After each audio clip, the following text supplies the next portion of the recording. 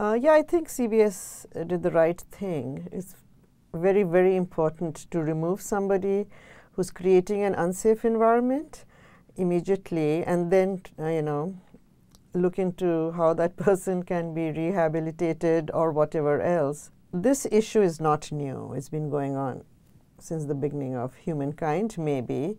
And neither is it new. The Me Too hashtag and its popularity is definitely caught on and provided resources and means and ways for people to speak up.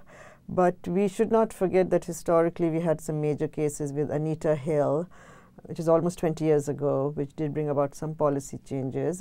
On several occasions, Thomas told me graphically of his own sexual prowess.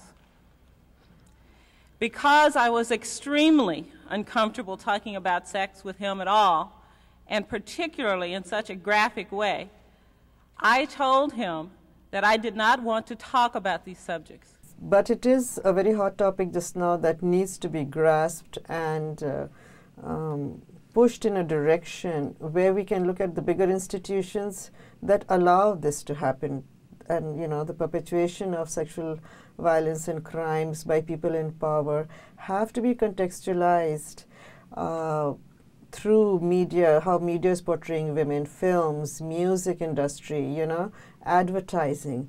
We cannot just talk of it, of this kind of situation in isolation, because then it will be a hot topic that disappears. So there's not just the internalization that you can be sexually abused, but it's also the guilt of naming a man whose career may be affected. So for me, what happened to Bob Filner transcended that. Even in a situation where he could be replaced by somebody with a different political inclination from what he presented, to me it was a situation of prioritizing violence, crime. We don't use the word crime. I want people to use criminal activity when they talk about gendered violence. And sometimes I say,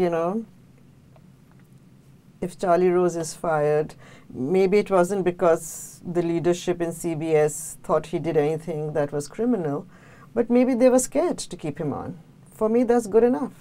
It still sends a message, So we are going to have a rocky start, but it has potential, and hopefully the younger generation will learn from it.